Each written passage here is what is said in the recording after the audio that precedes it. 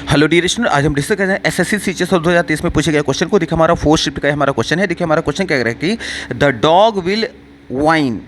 Wine का मतलब याद रखिएगा रोने के सेंस में रोना, ठीक। द डॉग विल वाइन मतलब कुत्ता रोने लगेगा।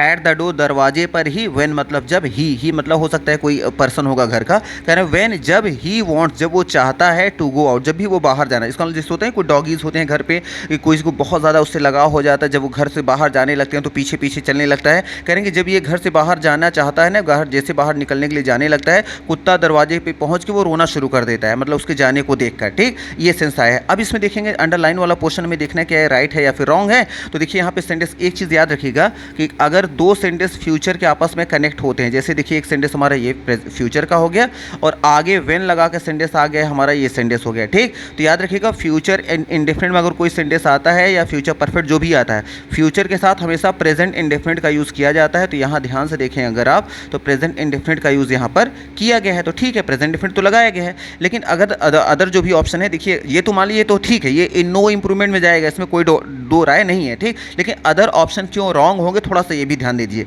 देखिए यहाँ पे आ गया वांट्स, तो हमें पता है कि वांट्स यहाँ आया है, उसके बाद टू आया है, तो टू के बाद वर्ब की फर्स्ट फॉर्म आती है, थर्ड फॉर्म आती ही नहीं, इसलिए ये रिजेक्ट हो गया। फिर देखेंगे बी नंबर पे देखेंगे तो वांट्स आया है, तो वांट क्यों होगा, क्योंकि हमें पता है सब्जेक्ट कौन है सेंटेंस का, ही।